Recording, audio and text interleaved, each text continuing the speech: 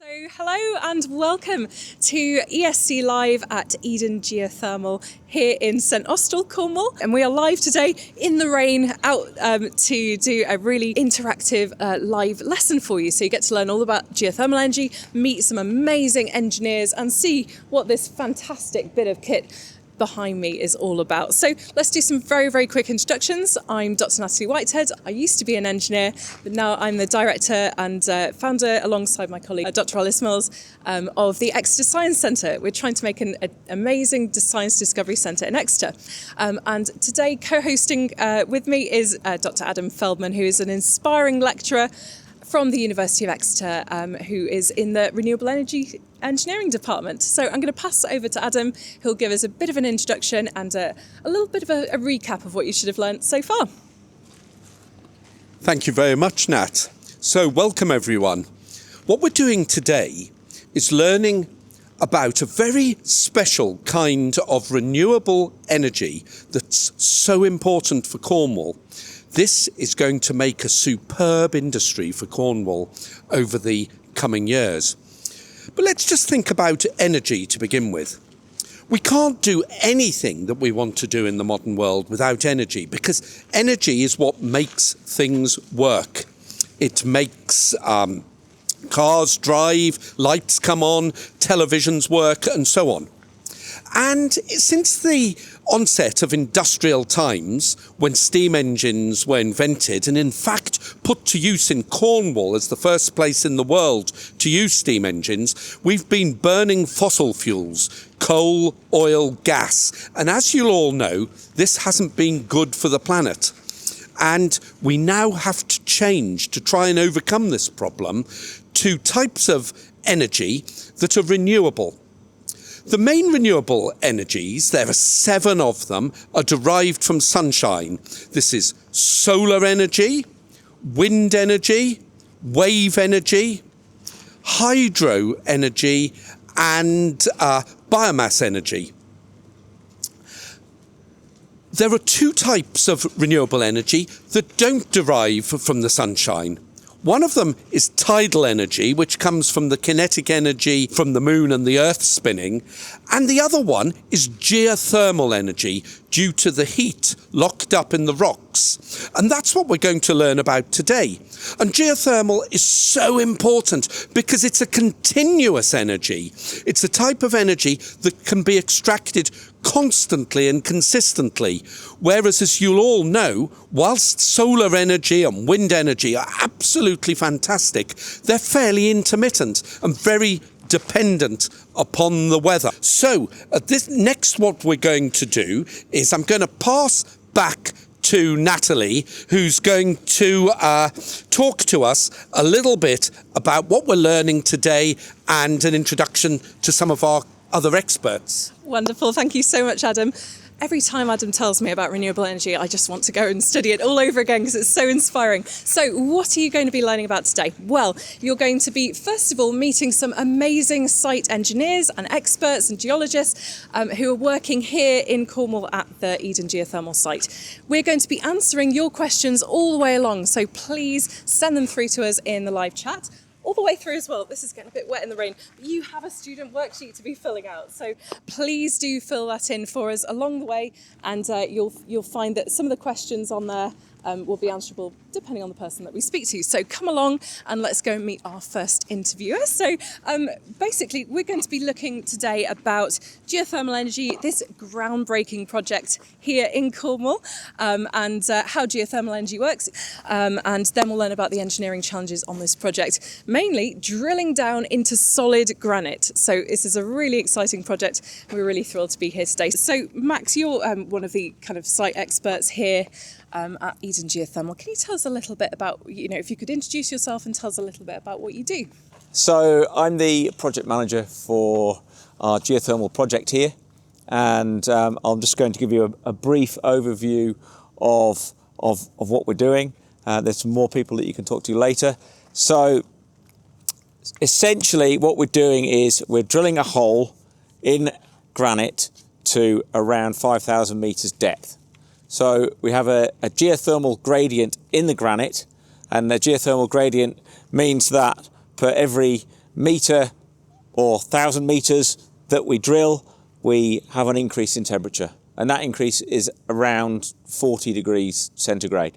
So we're really fortunate down here in Cornwall in that we have this thing called the Cornubian batholith, and that is an outcrop of granite, and it's a granite intrusion, and when we drill it's warmer here than it is elsewhere. So we only need to drill down to around 5,000 metres. 5,000 metres is obviously quite a long way. If you think about running 5,000 metres in one go, it's going to take you a while. That's how far we're drilling, and we're currently drilling we're around 4,300 metres with this huge big drilling rig behind us. We're getting temperatures at the moment of around, we're thinking it's around 150 degrees centigrade, and we actually have these downhole tools, and one of them has actually failed because of that hot temperature, which is good and bad. Bad because it's expensive, good because it's really hot. I guess, yeah, it must be quite an expensive project to do something like this. And this might be part of some of the questions that you guys want to find out about. Something I'm wondering is how the project's going to work. So you've mentioned that we're drilling down into the granite here. What are the stages of that? This is stage one of a project that's backed by or funded by the ERDF. That's the European Regional Development Fund. At this stage for geothermal within this country, it's still quite risky to drill a hole into the ground and actually find that heat and use that heat for geothermal energy. So it costs us a lot of money. I mean, this is an 18 million pound project just to drill one well to 5,000 metres. So if you look here, what we're going to be doing is we're drilling this hole down to here, and then we install a coaxial heat exchanger. And the coaxial heat exchanger goes inside our hole to around 4,000 metres. And then we pump cold water or cool water down the edge of the coaxial heat exchanger where it heats up, and then we pull hot water back up the heat exchanger. Then we send that hot water steam down to the Eden biomes to heat the Eden biomes. In winter time, these biomes, I mean, it costs a lot of money to heat a whole rainforest, and they have a draw of about 2 megawatts. So that's what we're doing with this phase of the project. So phase 2 of the project, after we've drilled this first well, and if we have a permeable zone, so we have a target zone basically, and the target zone is this thing called the Great Cross Course, and that's a natural fracture in the granite. We aim for this fracture zone, and what we want to do, or the best way to make enough energy out of the heat that we've got in the ground is to basically pass fluid through it. So we want to pump cold water down here through this fractured zone to heat it up, and then pull hot water back out. Then we send that through a turbine, through a binary plant process, through a turbine where it produces electricity. We send that electricity to the grid, and we still send hot water and steam down to Eden as well. That's fantastic. It's so great to hear that you can get electricity and heat from a heat source, and we're going to be covering that a little bit later as well in the discussion. So thank you so much, Max. Max, we've only got a few more minutes. We'd like to get on some questions. I wonder if we've got some questions from the audience already. Alice. Hello. So we've got a couple of questions from Mr. Brewer's class. You did answer this briefly, but what are the costs to build and run the geothermal plant? That is a good question, because it depends on the size of the plant, and that would depend on the size of our resource basically, and we don't know the size of the resource yet because we haven't finished drilling the well. We've got some initial indications that it's quite a good well. I would probably say in the region of 50 million. Ooh. Pricey. And do you run tours and site visits for schools? Is another question from Mr. Brewer's class. We do. Unfortunately, we're unable to get people actually onto the site itself. So we have this viewing area, and it's actually the best place to see the rig anyway. So we can't get people onto the rig floor, unfortunately, but we can do very short tours and give you a bit of an idea of what we're doing here. Max Skerratt, thank you so much for talking to us. So I'm going to pass on to Adam now, who's going to have a chat with Maddy, one of the site geologists. Hello again. Next, we're going to meet someone extremely important to the project, because we're talking about engineering in the ground. And what do we need when we look at the ground? We need a geologist. So here's Maddy Constance, and welcome, Maddy. Thank you, Adam. Hi everyone, I'm Maddy. I'm the geologist on site. So I'm part of the well on-site well geology team. So our job on site is to analyse all the samples that come up from the well behind us. So that's every 10 metres. So we get given 2 bags of samples, fine and a coarse, and a fraction, and we have to analyse the minerals that are within these little bits of rock called cuttings that we get from the well. And this, using these and the analysis that we do, this helps to interpret what we're going through down below our feet, so different structures. So, Maddy, can you tell us a little bit how you gained your passion for everything rocks and geology, and how you went about becoming a geologist? Yeah, absolutely. So I grew up in Cornwall, and Cornwall's got a really rugged landscape. It's surrounded by granite, so I've always had a passion for the outdoors and geology, really. So my sort of interest in geothermal, I guess, stemmed from back in geography in school. So many of you will be studying geography at the moment, studying all those physical earth processes, about energy, about greenhouse gases.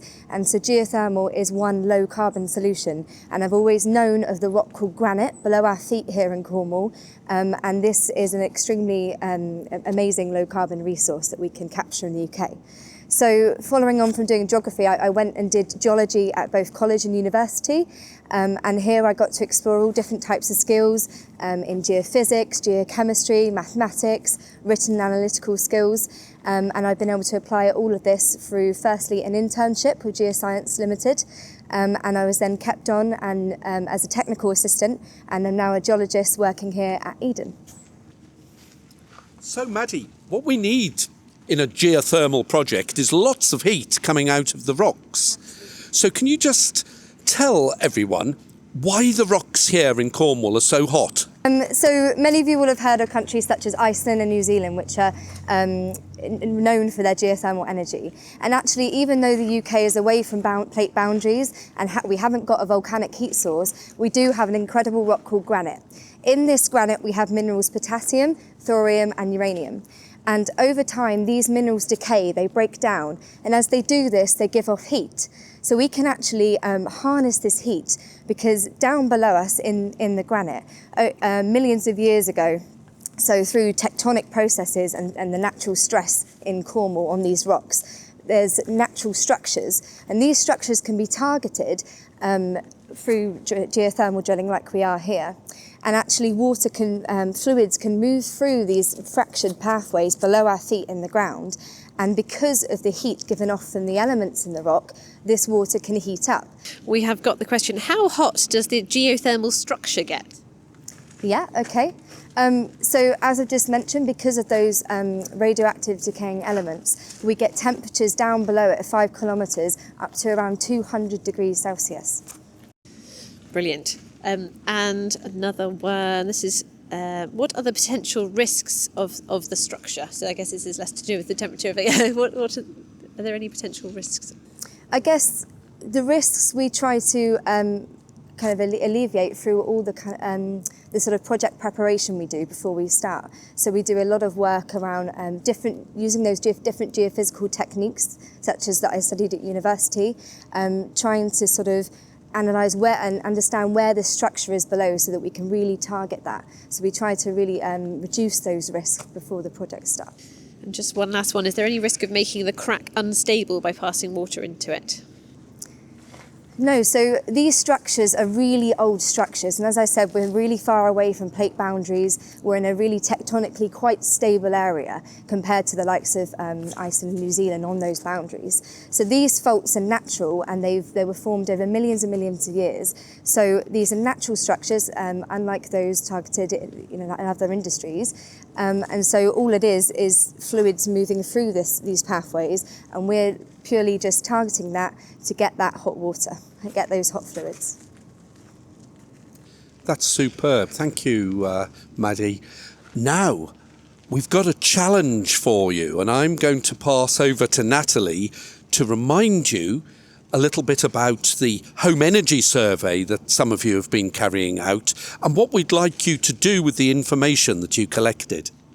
Thank you so much, Adam. Thanks, Maddy. That was brilliant. So you've got a 5-minute challenge. Now, this is a little bit unusual, and you probably haven't done this much before, but this is going to be developing your engineering skills, your negotiating skills, and your estimating skills, all really important if you're going to think about engineering in future. So your challenge is to find out the electricity, the capacity of the UK to generate electricity in gigawatts. Now, at first you probably think that's completely mad. How on earth would I have a clue how many gigawatts the electricity capacity of the UK is? But there is a way of working it out. So your teacher will guide you through this. But what you need to do is firstly consider from your home energy audit how much electricity does a typical household use in a year, in kilowatt hours per year. Then you'll need to think about the population of the UK and think about how many households are in the UK. Then you'll need to think how much of a proportion of the total is domestic electricity consumption compared to industry and commercial, because remember, shops and various industries are using electricity too. How much of a percentage is it? You're going to have to make a guess here. Is it 5%? Is it 90%? How much do houses produce? What's the house demand compared to all of the other demand for electricity users in the UK? Then you're going to have to do a conversion. This is really important conversion that you're probably going to have to do in your GCSEs. So think about the conversion from kilowatt hours per year, that's energy, to power in gigawatts. Be really, really careful with your units there. So come up with a number. Think about how much capacity you would produce if you were making all of the power stations in the UK. Would you produce more capacity than the average demand? Less capacity? What would you choose? So come up with a number. We'll see you soon. Good luck with the challenge.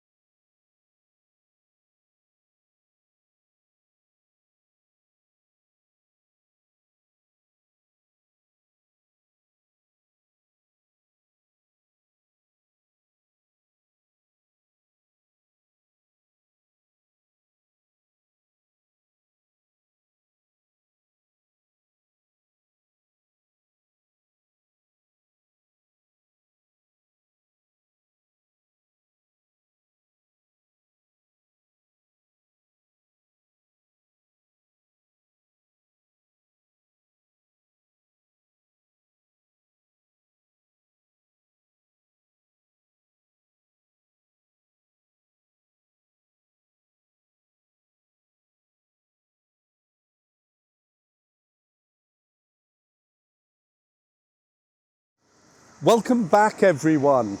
Have you come up with some results about the amount of electrical power that we use in the United Kingdom? Just before I explain those large quantities, I want you to think about the unit of energy. As you'll all know, the unit of energy we call the joule. It's named after a chap from Manchester called James Joule, who came up with the idea of energy in the middle of the 1800s. Well, 1 joule of energy, just so we can understand what this is the amount of energy when an apple, which weighs about 1/10 of a kilogram, about 100 grams, drops 1 metre. So what we're seeing there is 1 joule. And 1 kilojoule is 1,000 apples falling a metre, 1 megajoule, 1,000,000 apples falling a metre, and 1 gigajoule, 1,000,000,000 apples falling a metre. Now, hopefully, some of you will have been looking at your house energy bills, because we buy energy in what's called kilowatt hours. And a kilowatt hour is the amount of electricity that happens when 1 kilowatt, 1,000 apples falling a metre, takes place over 1 hour. In other words, 1 kilowatt hour is 3.6 million joules, 3.6 million apples falling a metre. That's 60 seconds times 60 minutes times 1,000 joules a second. So 3.6 million apples falling a metre isn't bad for 17 pence worth of electricity. Now, hopefully, if you've averaged up your whole class's house electricity bills, you'll find that on average, your house uses around 1/2 a kilowatt of energy throughout the course of the day. That will mean you'll have 12 kilowatt hours consumed in general electricity per day. Some of you may have had it higher if you heat your houses by electricity too. But if we top this up across the whole of the United Kingdom, and we realise there are 67 million people living in the UK, in either singly or in houses of 2 or 3 people, we come up with the figure that we have 29 million houses in the UK, houses or flats or apartments. And if we multiply these sums up further, we get to find that on average, at different times of the day, Britain uses 20 gigawatts of electricity as what's called baseload, the lowest it ever goes in the early hours of the morning, right up to, on a cold, busy morning in winter, up to a top of about 76, 77 gigawatts in total. And approximately of that, 1/3 of all that electricity, about 33%, is being used by houses. The other 2/3 is being used by commercial properties like shops and schools and colleges, and the 1/3 remaining in industry, in factories, for example, like this work site we're on at the moment. Now, what we want to find out, so we've got important words there: baseload, peak load, 29 million homes using 1/3 of all electricity in Britain. But where I want to take you next is back to meeting up with Maddy, and what we're going to try and decide is how this deep geothermal plant can provide energy for use in those homes, to provide the electricity and perhaps heating to your homes here in Cornwall, or being spread around the country.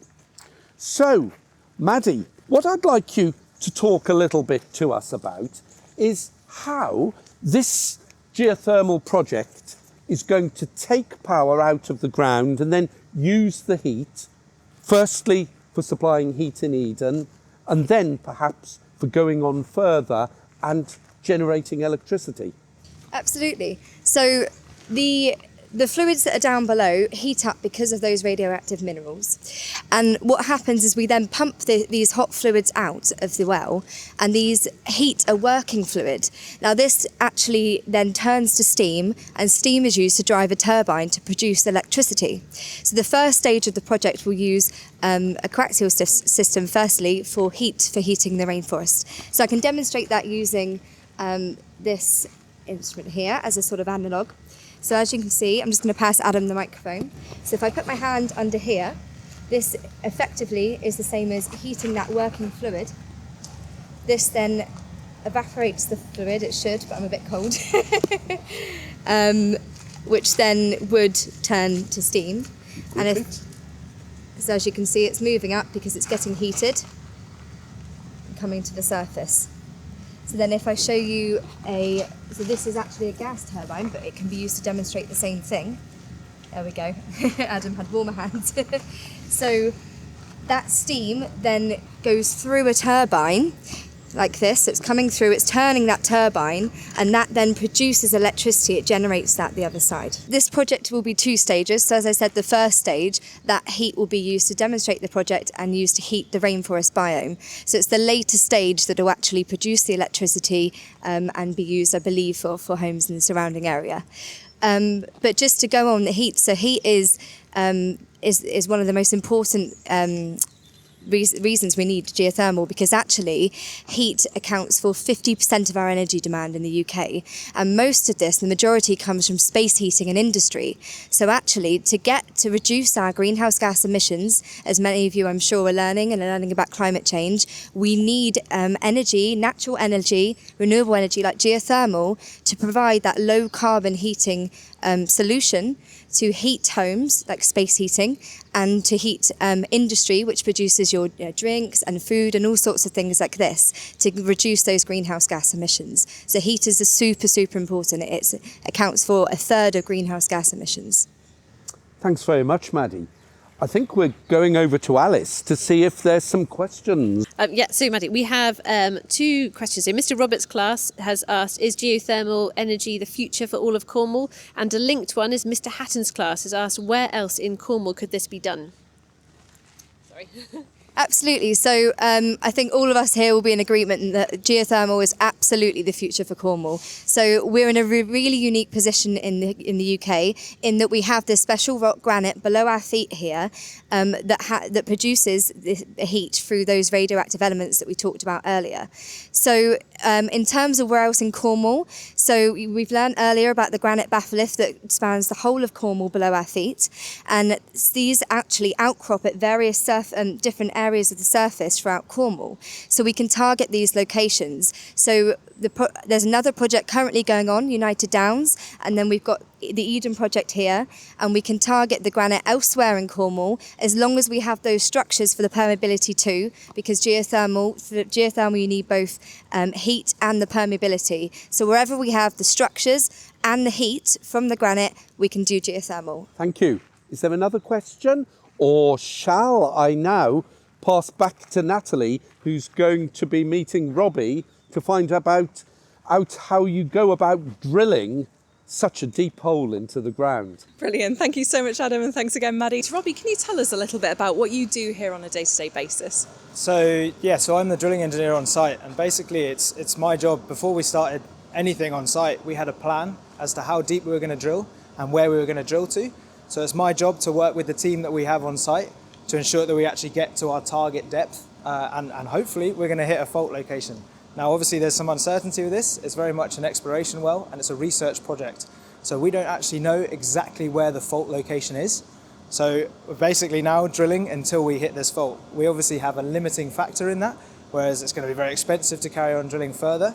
But fingers crossed, within the next 2 weeks or so, we'll find out whether we've actually hit the fault we need, and that will give us the permeability in order to have this system that we're planning to put in, the 2-well system. This is the drilling rig you have here. And if you can imagine here, essentially we've got 24 different companies who all work together like ants in a colony. So everybody here has their own job and their own task. So there's approximately 60 people in a 24-hour period. You have 40 people working on day shift and about 20 people working on night shift. So we drill 24 hours a day. Essentially, the rig you can see here, that is basically a giant winch. And you see there's a big yellow block. We're actually drilling right now at the moment. We're at approximately 4,350 meters. And at the moment, we're drilling at about 4.5 meters an hour. So very, very, well, comparatively slowly to a slightly softer rock. Granite is very, very hard and abrasive. So what you can see, there's a big piece of pipe that comes out of the bottom of this yellow block there. That's called our top drive. Imagine that piece of pipe is lots of 30-meter sections connected together to reach the very, very bottom. And on the very, very bottom, we have one of these drill bits. So if you look here on the far right-hand side, that's an 8.5-inch drill bit. So the way that we drill the well is you can't start off drilling the 8.5-inch drill bit because you'll never be able to get there all in one size. So imagine a telescope. It starts off at the bigger size and you pull it all out. At the far left-hand side, you can see we have a 26-inch drill bit. And the sizes get smaller and smaller as you go along. So it started at 26 inches. We then went to 17.5 inches. And then here we got 12.25. And our final section is the 8.5 inch. And this is where we hope to hit our fault. So this is what they would call our reservoir section if it was like an oil and gas well. But obviously we're geothermal, so we call it basically still a reservoir section. Okay, and we're nearly there, right? So you could hit the kind of fault section at any time. At any minute. Now this is where everybody in the management team and everybody on site has to work together. We are checking in literally every hour with the geology team and the guys who are drilling the well. So there's the guy, you can't see them here, but there's basically a lot of people up on what we call the drill floor, and they're constantly checking all of the drilling parameters, checking what we're drilling through, and eventually, hopefully, we'll have what's called a drilling break. We'll drill slightly faster, and we'll realise, okay, we're in this fault.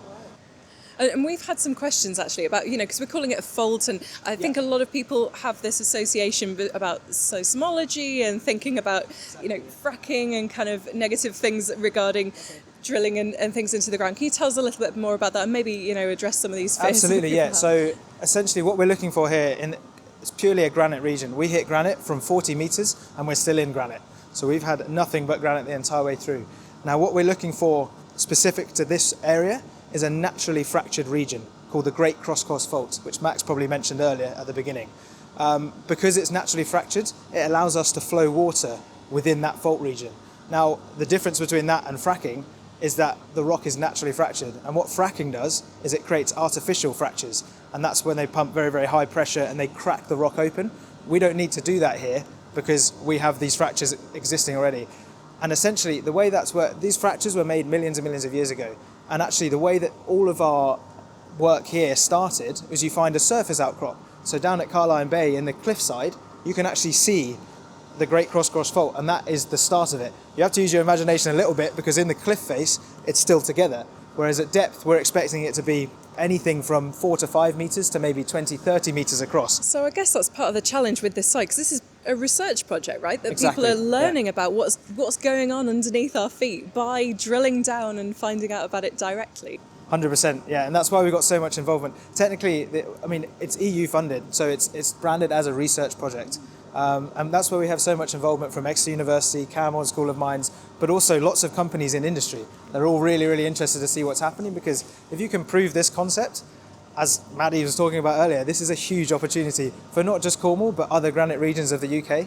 It's incredible. It's so exciting. This is the start of a really exciting thing going on right here in Cornwall, in the southwest. So we're very excited to get to visit and speak to you, amazing engineers. So Robbie, just very briefly, can you tell us a little bit about your career path so far? Because you did some petroleum engineering, right? Before? Yeah. So first off, I studied a bachelor's in mechanical engineering, and then I did a master's in petroleum engineering. And once I'd finished that, I went and worked offshore for a company called Schlumberger. And I spent 5 years going from rig to rig across Europe and the Middle East. It basically gives you a lot of the skills that you learn in the oil and gas industry, especially when it comes to drilling, and a lot of the exploration practices are very, very transferable to geothermal. In fact, the drilling procedures are nigh on identical. The only thing that's different is we're drilling through granite here, and when you're traditionally drilling for oil and gas, you're in sandstone or limestone reservoirs. So there's so many transferable skills that you can get from that. It's really great to hear that there's kind of a transition that potentially people who are already trained in oil and gas or working in the industry can make to geothermal, which is really renewable and very, very exciting. So we need to move on to some questions now. If I can pass this over to Alice. Yeah, cool. So we have got Violet at Redruth has asked, will drilling the granite harm the planet? So other than removing the granite from downhole, it will not harm the planet. Fantastic. And Mr. Hatton's class have asked, how long does it take to set the whole thing up? From when the rig arrived on 104 separate lorries, it took 3 weeks from it looking completely empty to it looking like it does today. Brilliant. And last one, is the water radioactive? And that's from Liam at Redruth. We're not expecting the water, it's mainly the rocks that are radioactive, but we have to be incredibly careful. So everything that is produced has to be tested before we can actually use it as a working fluid. There's a huge regime of testing and making sure that we contain all of the fluids that come from downhole before we can actually start using it for heating purposes. The majority of the power generation and the heat use will be working fluids. It won't actually be the fluid from here. It will be, as Maddy attained to earlier, it will actually be a working fluid. So it won't be the fluid from downhole that's doing the power generation or the heating. Brilliant, fantastic. Thank you all so much. So we're going to round off now. It's about time for you guys to finish. So Adam is very kindly going to just give you a summary of what you've been learning about today, and then we'll round off. So Adam. Thank you very much, Nat. Thanks, Robbie. So today we've learnt a little bit of how important renewable energy is for the future of the world. It's a way that we can carry on our lifestyle without putting increasing quantities of carbon dioxide and pollutants into the atmosphere. And one of the 7 varieties of renewable energy is geothermal. And here in Cornwall, we are very blessed to have such hot rocks. And the project that we've seen here today is one of the very first enhanced geothermal power plants in the whole world. If this project is a success, we will start to see other projects building like this all around Cornwall. This can be a fantastic industry, new, clean industry coming out of Cornwall.